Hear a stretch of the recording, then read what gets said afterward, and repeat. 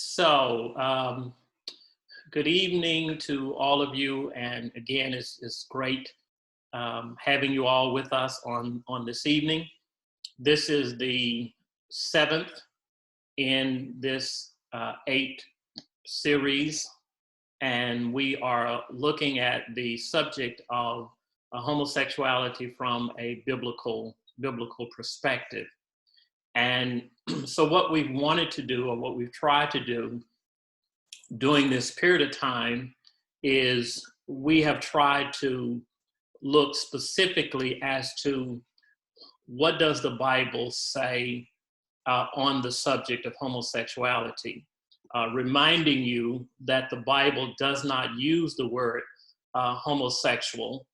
That's a modern terminology, and that terminology is used to refer to men being with men and women being with women, or being sexually attracted to someone of the same sex. And so that's what we mean when we talk about the term homosexual. And so we talked about it from the biblical perspective, and we spent a lot of time showing what the Bible has to say concerning men being with men and women being with women sexually. And then we looked at homosexuality from the perspective that because it is a sin, then it should be treated as any sin, and should not be treated any differently. All sin is unacceptable unto God, either in a believer or in a non-believer.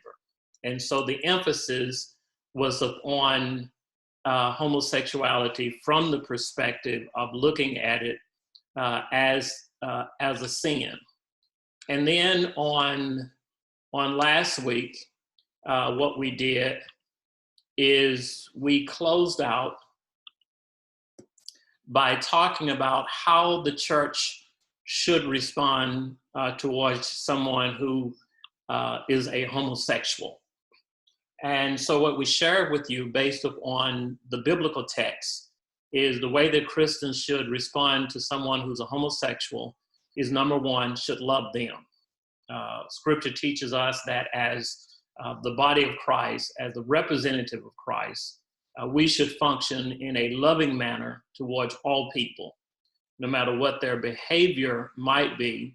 We're called upon by God to seek to love all men. In addition to loving them, the Bible teaches us that we are to pray for them.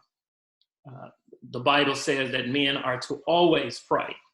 We are to pray for one another. We are to pray for our enemies. We are to pray for our family, our friends, our acquaintances. And so it is important, especially when we are looking at a behavior that we consider to be offensive unto God, then we should be petitioning or interceding God on behalf of the individual who is practicing that particular behavior. In addition to praying for them, the church should respond by witnessing to someone who is professing or practicing homosexuality. It is our job to always witness to all people what the Bible has to say on every subject. The scripture teaches us that we should be able and we should be ready at all times to defend our faith, sharing with others what we believe the Word of God reveals to us. And so witnessing is extremely important. And we understand that as witnesses of God, then our number one responsibility is to share with people John 3:16, for God so loved the world that he gave his only begotten Son, that whosoever believe in him should not perish, but have everlasting life. Witnessing to them that Christ did not come into the world to condemn the world, but that the world through him might be saved. Witnessing to people that the ruler, the guideline that God used to determine salvation is belief in the person of Christ, and condemnation is the rejection of the person of Christ. And so those become the responsibilities of the believers in the body of Christ. That's what we're supposed to be doing when it comes to witnessing. In addition to witnessing, it is also the responsibility of the church to lead those who profess or is practicing homosexuality. It is our responsibility to lead them into a personal relationship with Christ. And once they have established a personal relationship, then we are to help them to grow in that personal relationship with Christ. So those are the responsibilities that the church has towards those who are professing and practicing homosexuality. Now, what I wanted to do on tonight is I wanted to start to look at moving a little bit away from the biblical perspective of homosexuality. And I wanted us to look at homosexuality in our present culture. So on these last two teaching lectures, we're going to be looking at our culture and the role that homosexuality plays in our present day culture.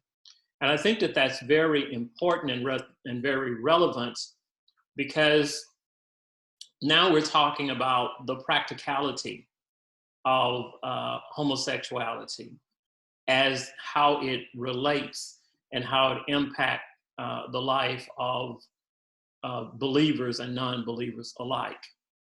So when we start to think from a practical perspective, I think it's important for the church to know that before Jesus went back to heaven, he said to his disciples, he said, "I pray for you that's in the world." Jesus was saying, I'm not taking you out of the world. I'm actually leaving you here in the world. And there's going to be conflict between you and the world system, because there's going to be agendas that the world will have that will not necessarily match my agenda. And so I'm going to leave you in that atmosphere. And I want you to understand that Satan is the principality of darkness. And so you're going to have wickedness in high places and all of those things. That's the world in which you live in. But you're going to have to learn how to, number one, be able to have discernment to understand these agendas, understand these influences as they exist in the world that you're living in, and learning how to be more than conquerors in that environment. It is naive for a Christian to think that he or she can live in a bubble where they can not have any exposure to the world or things that's going on in the world. It's an impossibility. I don't care if you send your children to a Christian school. I don't care if you live in a community where you have bars surrounding the whole community and only those who profess to be Christians enter in. I don't care if you limit what you watch in your home. The reality is you're going to be exposed to all the things that's out there in the world, especially in the world in which we live today, where there is technology that enables us to experience all kinds of culture in a world where technology allows you to talk to people in different parts of the world in just the snap of a finger. There is the internet where any question that you have, you can Google it. And so the church must not take the attitude of separatism. It must take the attitude that this is the world in which we live. God knew this world existed. He left us here for a reason, and therefore we are to function victoriously in the world in which we live.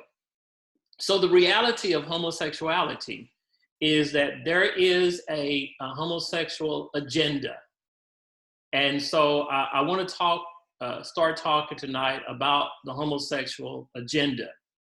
I want to talk about the media's role, the religious role, the political role, and the educational role. And so as I begin to talk about that, there is a video that I want to share with you that I think is important because it's relevant. It's relevant to the dialogue that we're going to be having on tonight. And so I want you to just kind of listen to this video. If you have questions and things like that, wait until the video is over, and then we'll just kind of dialogue about it.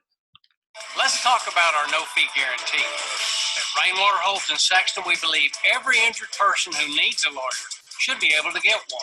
That's why we offer our no-fee guarantee. You don't pay us anything.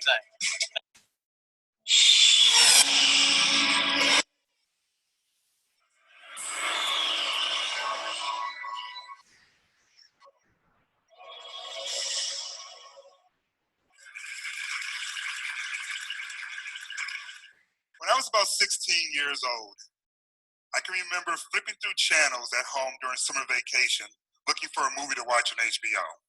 And how many of you remember Ferris Bueller's Day Off? Oh yeah, great movie, right? Well, I saw Matthew Broderick on the screen, and so I thought, sweet, Ferris Bueller, I'll watch this. It wasn't Ferris Bueller. And forgive me, Matthew Broderick, I know you've done other movies besides Ferris Bueller, but that's how I remember you. You're Ferris. But you weren't doing Pharisee things at the time. You were doing gay things at the time. He was in a movie called Torchstone Trilogy. And Torchstone Trilogy was based on a play about this drag queen who essentially was looking for love and respect. That's what the whole film was about. And as I'm watching it, I'm realizing that they're talking about me, not the drag queen part. I'm not shaving my hair for anyone, but the gay part, the finding love and respect, the part about trying to find your place in the world. So as I'm watching this, I see this powerful scene that brought me to tears, and it stuck with me for the past 25 years.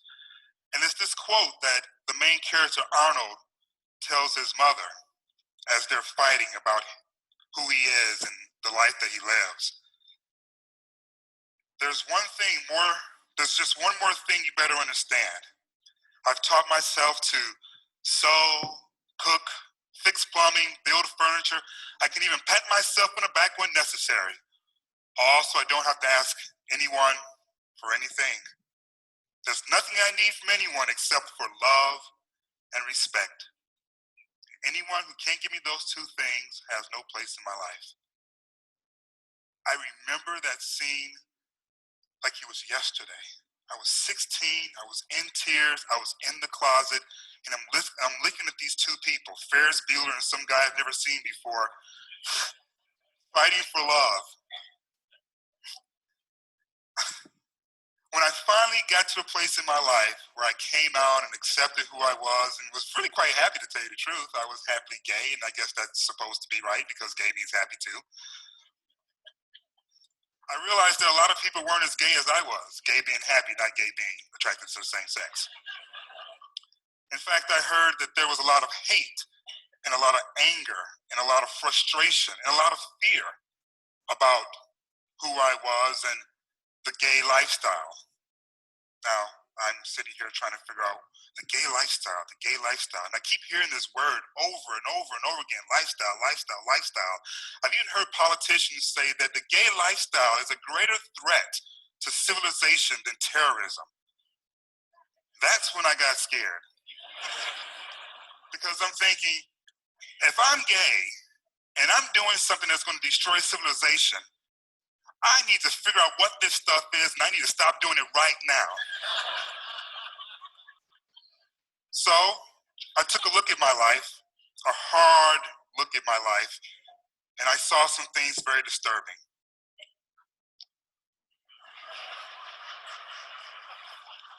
And I want to begin sharing these evil things that I've been doing with you, starting with my mornings. I drink coffee. Not only do I drink coffee, I know other gay people who drink coffee. I get stuck in traffic. Evil traffic. Sometimes I get stuck in lines at airports. I look around and I go, my God, look at all these gay people. We're all trapped in these lines, these long lines trying to get on an airplane. My God, this lifestyle that I'm living is so freaking evil. I clean up. This is not an actual photograph of my son's room. His is messier. And because I have a 15-year-old, all I do is cook and cook and cook. Any parents out there of teenagers? All we do is cook for these people. They eat 2, 3, 4 dinners a night. It's ridiculous. This is the gay lifestyle. And after I'm done cooking and cleaning and standing in line and getting stuck in traffic, my partner and I, we get together and we decide that we're gonna go and have some wild and crazy fun.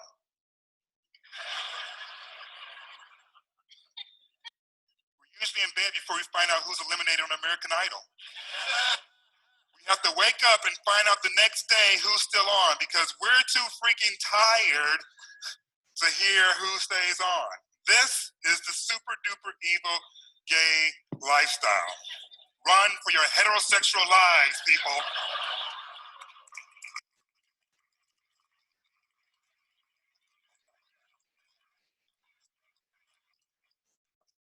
When my partner Steve and I first started dating, he told me the story about penguins.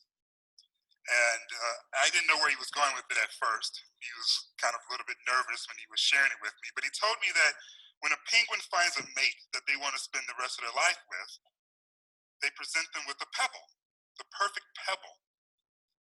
And then he reaches into his pocket and he brings this out to me. And I looked at it and I was like, this is really cool.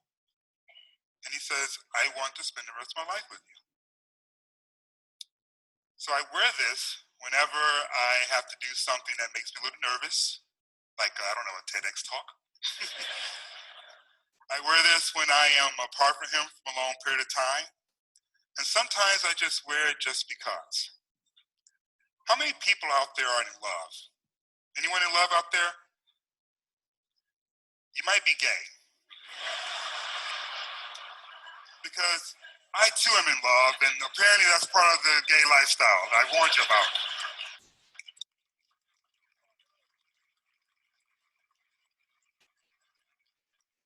You may want to tell your spouse. If they're in love, might be gay as well. How many of you are single? Any single people out there? You too might be gay. Because I know some gay people who are also single. It's really scary, this gay lifestyle thing. It's super duper evil and there's no end to it. It goes and goes and engulfs. It's really quite silly, isn't it? That's why I'm so happy to finally hear President Obama come out and say that he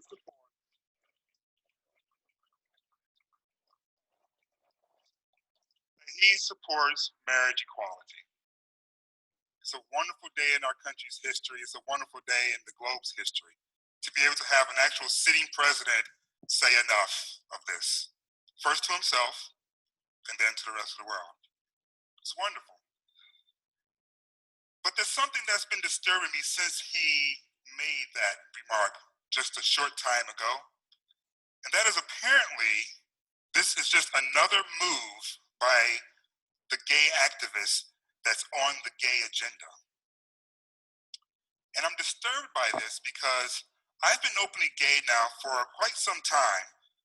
I've been to all of the functions, I've been to fundraisers, I've written about the topic, and I have yet to receive my copy of this gay agenda. I've paid my dues on time.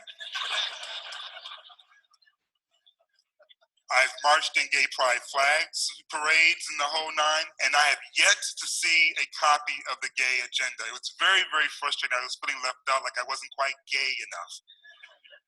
But then something wonderful happened. I was out shopping, as I tend to do, and I came across a bootleg copy of the official gay agenda. And I said to myself, Elsie, for so long you have been denied this. When you get in front of this crowd, you're going to share the news. You're going to spread the gay agenda so no one else has to wonder what exactly is in the gay agenda. What are these gays up to? What do they want? So, without further ado, I will present to you, ladies and gentlemen, and be careful, because it's evil, a copy, the official copy of the gay agenda.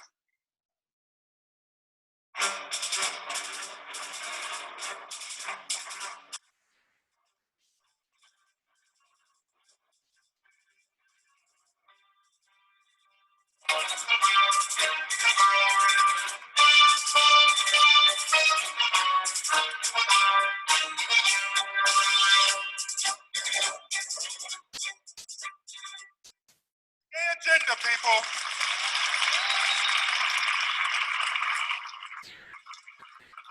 There it is. You just soak it all in, the gay agenda. Some of you may be calling it, the Constitution of the United States? Is that what you call it too? The U.S. Constitution is the gay agenda. These gays, people like me, want to be treated like full citizens. And it's already down in plain sight. I was blown away when I saw it. I was like, wait, this is the gay agenda? Why didn't you just call it the Constitution so I knew what you were talking about? I wouldn't have been so confused. I wouldn't have been so upset. But there it is, the gay agenda.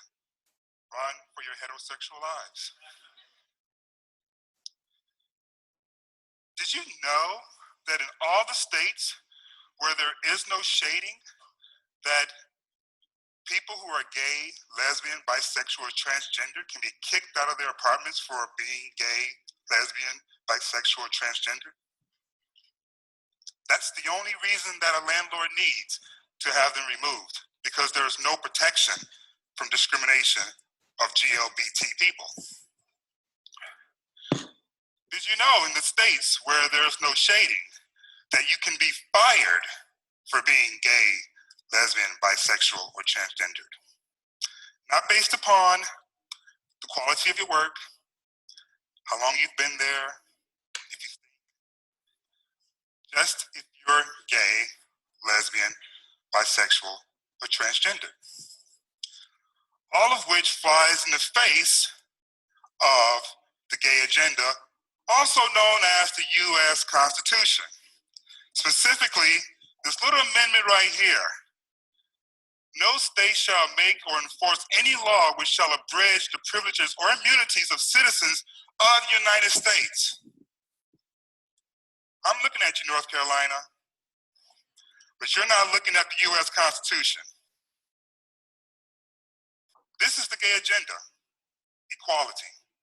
Not special rights, but the rights that were already written by these people, these elitists, if you will. Educated, well-dressed. Some would dare say questionably dressed. Nonetheless, our forefathers, right? The people that we say knew what they were doing when they wrote the Constitution, the gay agenda, if you will. All that flies in the face of what they did. That is the reason why I felt it was imperative that I presented you with this copy of the gay agenda. Because I figured if I made it funny, you wouldn't be as threatened. I figured if I was a bit irreverent, you wouldn't find it serious. But when you see the map and you see our state of Michigan, it's legal to fire someone for being gay, lesbian, bisexual, or transgendered. That is legal to remove someone from their home because they're gay, lesbian, bisexual, or transgendered. But you realize that this whole conversation about marriage equality, it's not about stripping someone's rights away. It's about granting them the rights that are already been stated. And we're just trying to walk in those rights that have already been stated, that we've already agreed upon. There are people living in fear of losing their jobs, so they don't show anyone who they really are. Right here at home. This isn't just about North Carolina. All of those states that were clear, it's legal. If I could brag for a second, I have a 15-year-old son from my marriage. He has a 4.0. He is starting a new club at school, policy debate. He's a budding track star. He has almost every single record in middle school for every event that he competed in. He volunteers. He prays before he eats. I would like to think, as his father, and he lives with me primarily, that I had a little something to do with all of that. I would like to think that he's a good boy, a respectful young man. I would like to think that I've proven to be a capable father. But if I were to go to the state of Michigan today and try to adopt a young person who is in an orphanage, I would be disqualified for only one reason: because I'm gay. Doesn't matter what I've already proven, what I can do with my heart. It's because of what the state of Michigan says that I am disqualified for any sort of adoption. And that's not just about me. That's about so many other Michiganders, US citizens, who don't understand why what they are is so much more significant than who they are. This story just keeps playing over and over and over again in our country's history. There was a time in which, I don't know, people who were black couldn't have the same rights. People who happened to be women didn't have the same rights, couldn't vote.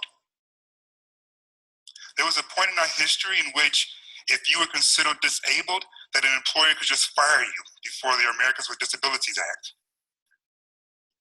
We keep doing this over and over again.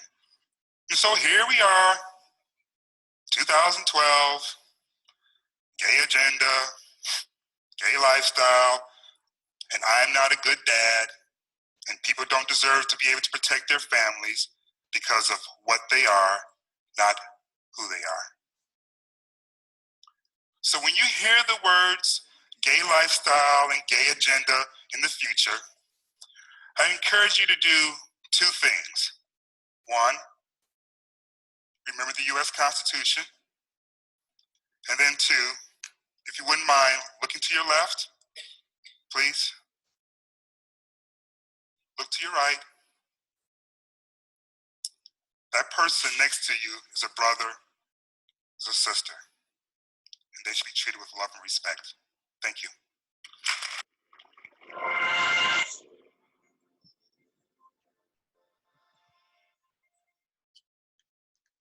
In Manchester, New Hampshire, is Reverend Gene Robinson, Episcopal Bishop of New Hampshire, the first openly gay priest to be ordained. Okay, so what I wanted to do in sharing that particular video with you is I wanted you to listen to what he said. But I also wanted you to listen to it and put it in its proper perspective. Because what we're doing is we are talking about the homosexual agenda.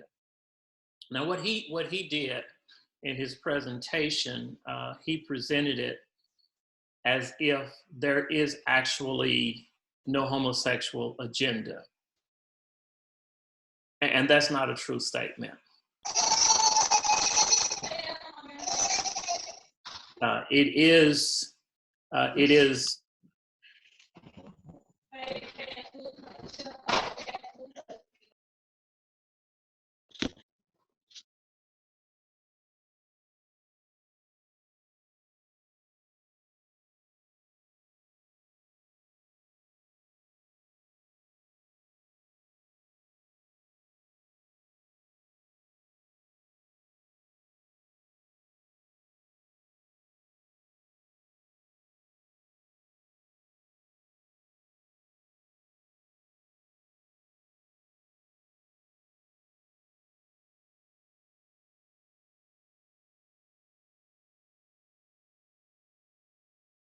We can't hear you if you're talking. We can't hear you, Reverend Hagler.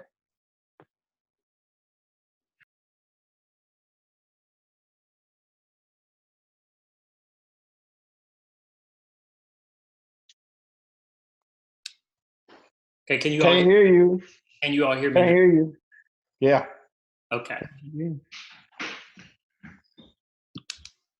Okay, so the reason I wanted you to see this particular video is because he implies in this video that there is no homosexual agenda, and that's not a truth. There actually is a homosexual agenda. An agenda simply means that there is an organized set of events that are designed for a specific outcome. And the homosexual community has a set of strategies that are designed for specific outcomes. And not just the homosexual community, but African-American community, white supremacist community, Republican community, Democrat community, all of these various groups have agendas. So to present it as if it's a myth that there is a homosexual agenda is not true. So I wanted you to understand that from the very beginning. But the other reason why I wanted to share this particular video with you is because it does give some very important points that I think is important when we start to talk about homosexuality in our culture, because it is part of our culture. Homosexuality community is a part of our culture, and it's a part of the culture that has to be dealt with. I think that one of the things that has happened, and Christianity get blamed for a lot, and there are a lot of negative things that's done in the name of Christianity. And if you look back on the history of this country and you look back on the history of this world, under the name of Christianity, there have been some very horrific things that have been done towards other human beings. And it has been done in the name of Christ, not based upon biblical revelation, not based upon the teachings of Christ, and not based upon the church, but really based upon prejudices that humans have. So that's a truth, and that's a reality. And so because a lot of negative things have been done in the name of Christianity, unfortunately, Christianity gets the blame for a lot of things. But having said that, it is important that since we are part of this world, and we're part of the community of this world, and then there is the gay or homosexual community that's also part of this world, then we need to understand what is that agenda and how do we respond to that agenda. And so since there are goals to be met, and then there are plans that's laid out of how to meet those goals, we need to be aware of that so that we understand and know how to deal with it effectively. And so that's what I want to do, is to start to look at the homosexual agenda from the perspective of media, religion, politics, and education. So I want to start with the role of media, because the role of media is extremely, extremely important when we start to talk about the homosexual agenda. So when you start to look at how the media portrays homosexuality, it's very important that you understand how it works. The media portrays the homosexuality. When you look at movies, when you look at TV shows, even when you watch the news, depending upon which particular news channel you watch, one of the things you're going to see is predominantly homosexuality and homosexuals are portrayed in a positive light. When you see a lot of the modern day movies, you're going to see homosexuals from a very positive perspective. They're always loving. They're always happy. They're always the victim. They're always strong character. They're individuals who, if you're watching the movie or watching the TV show, it's someone that the writers want you to like their character. They want you to see the best of humanity in this particular person. And oh, by the way, yeah, they are gay or lesbian or whatever, whatever their particular role is. And the whole purpose of that is for people to look at homosexuality from the very positive perspective. There's a trend now that is designed to start with, through the media, to start with homosexuality and start to influence or to mold the minds as to how a homosexual is viewed in our culture. In the same time, that same media, it does something else. It not only portrays the homosexual in a very positive light, anyone who rejects homosexuality, it portrays it in a very negative light. Someone who's not accepting of homosexuality, who's not accepting of the gay lifestyle, those individuals are portrayed as being someone who is violent, hypocritical, someone who is a religious fanatic, that they're just so into religious things that when you see them in the movie, they've got crosses all over the house. They're constantly carrying a Bible in their hand. They're quoting scripture every other word. Nothing in life that's of joy is good. Only things that are religious is acceptable at all. So they're shown as a religious fanatic. And then in showing them from a religious fanatic perspective, they're also trying to portray them as being mentally unstable.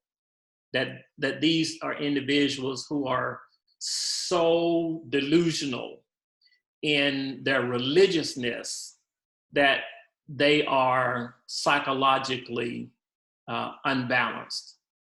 And so as you begin to really look at movies and TV shows and things like that, and you start to see how the media portrays homosexuality and those in the communities who is unaccepting of homosexuality, it shows two extremes. It shows the extreme of the homosexual who has all the perfect human qualities there are. And then it shows the other extreme of those who are not accepting of homosexuality, that they are the worst human beings on the face of the earth. That's purposely done.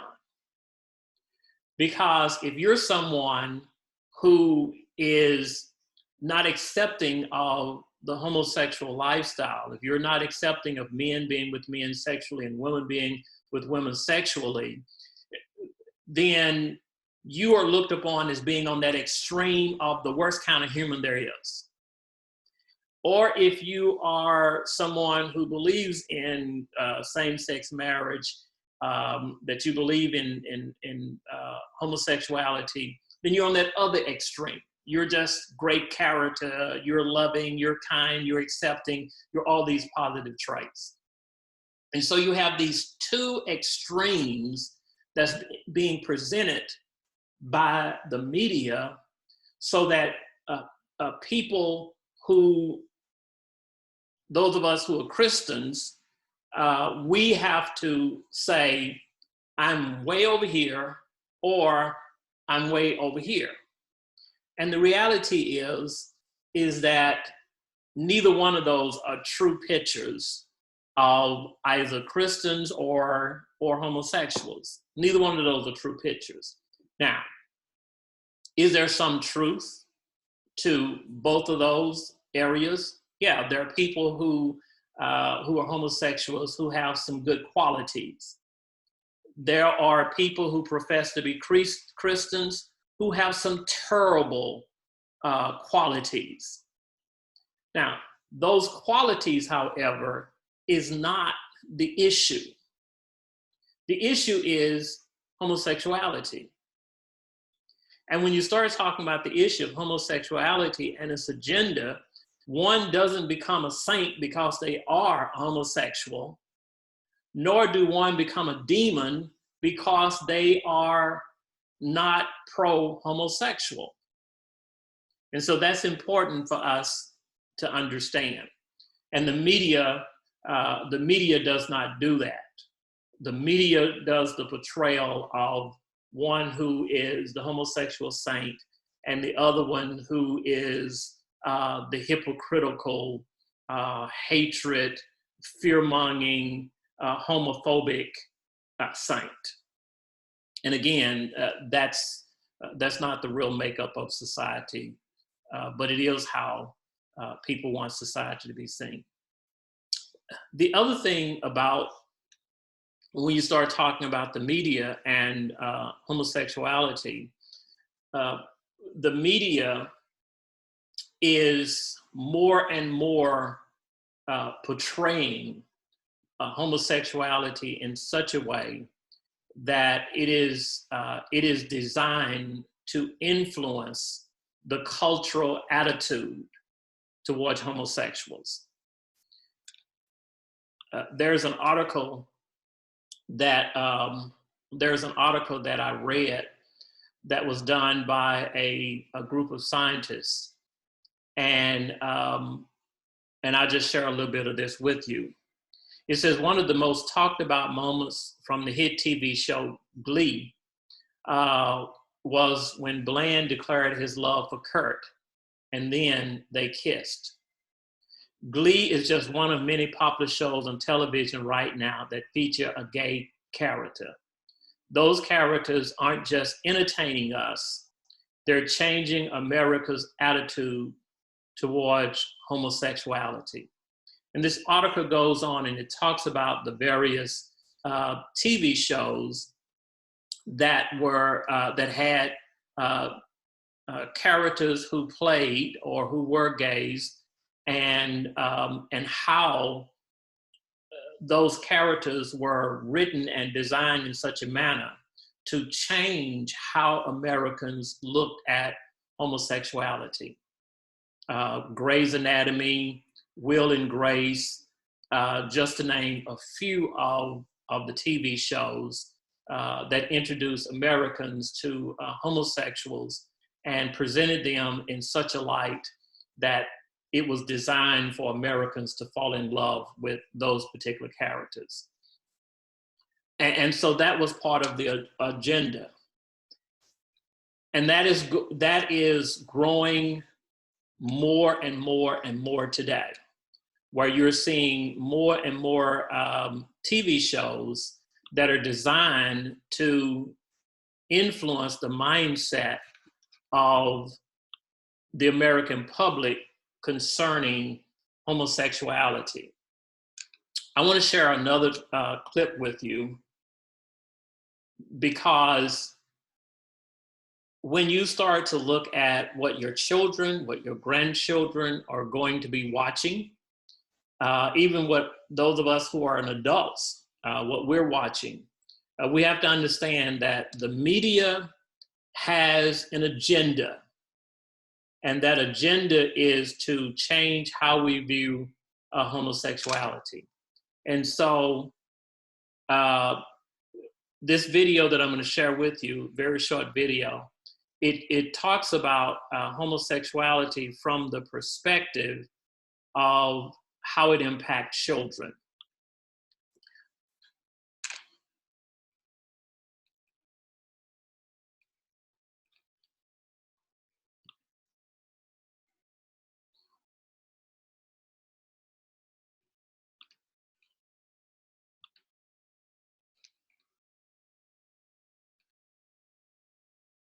This particular video that I'm going to share with you, I can get back to it.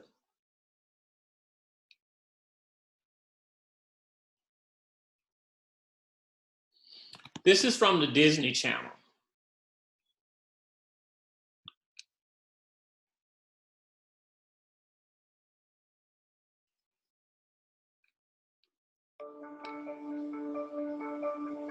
Yeah? Okay, cool. Okay. Cool.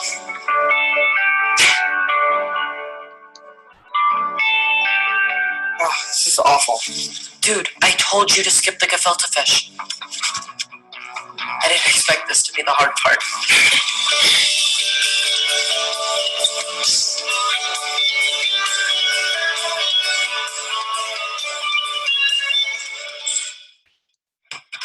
I'm standing on the edge, and everything I know is blown away. Life is upside down.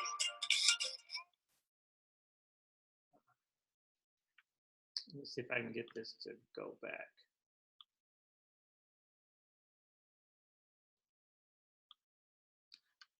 Okay, so I'll just tell you basically what, because this is freezing up. So basically what that scene was that you just saw the end part to. Let me see, I may be able to get it started back here.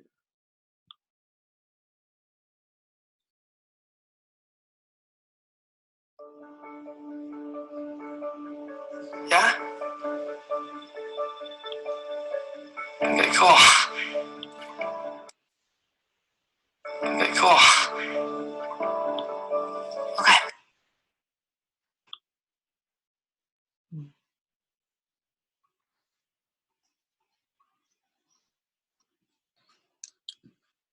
Okay, so rather than just keep fooling with that, I'm going to just tell you what this particular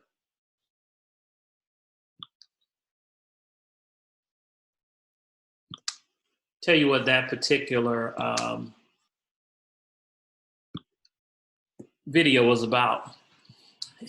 It was a video about these two boys who were friends on this very popular Disney show, and he had shared with these girls that he was gay.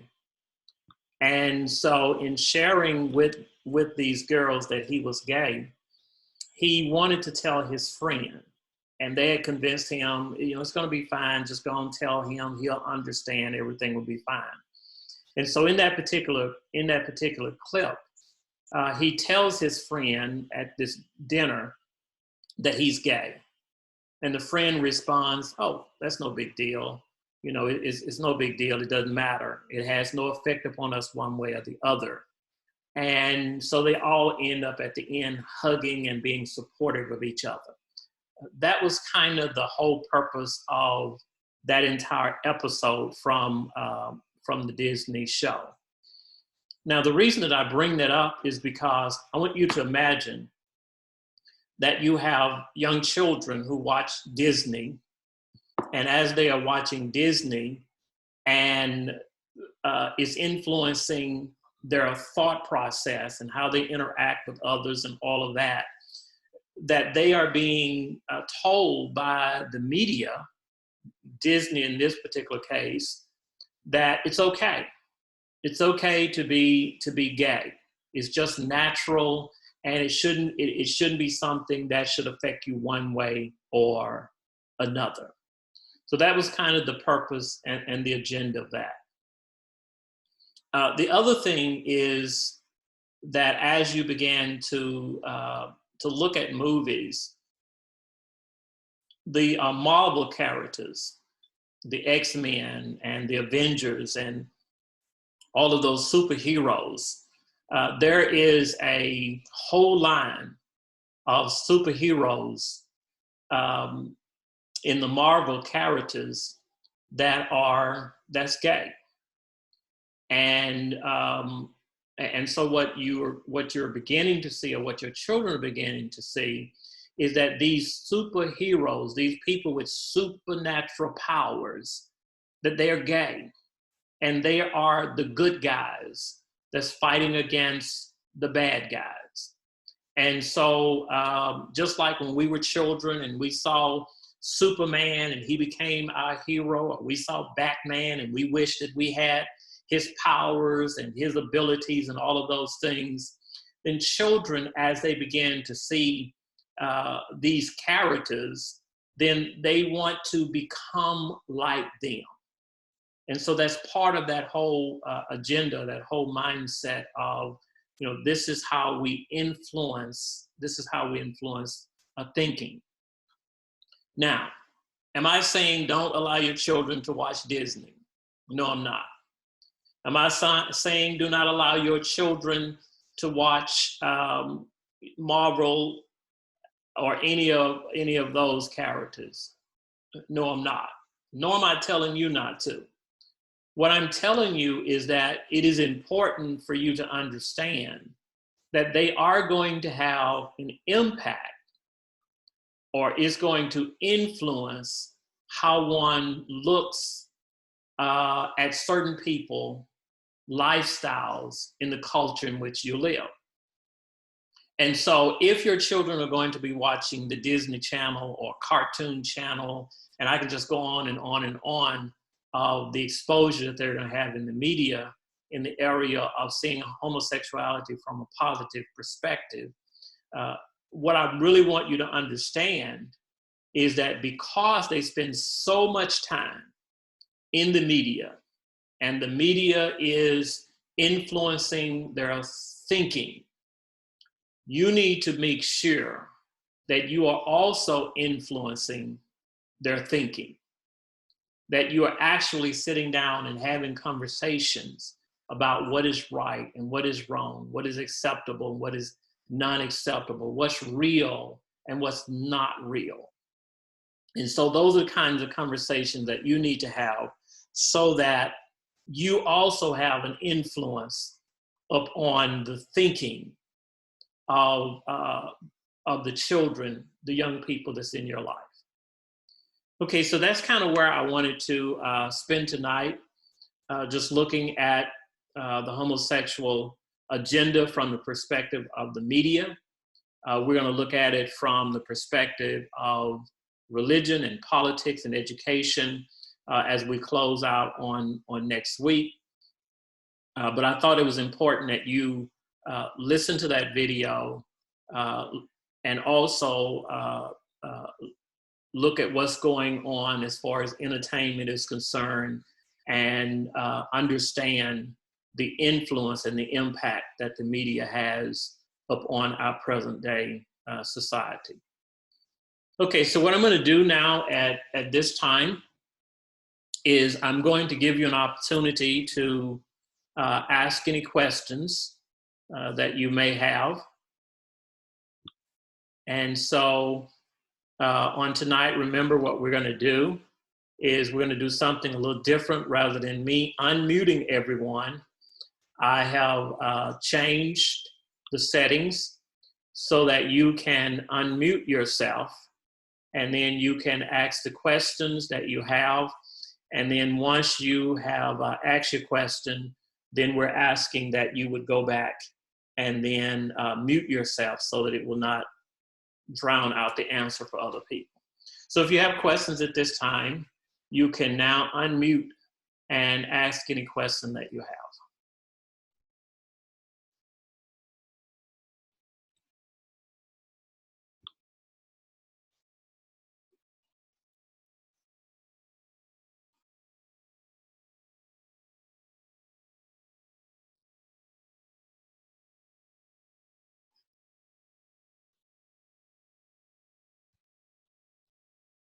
Good evening, everyone. Good evening. How you doing, Pastor? Fine.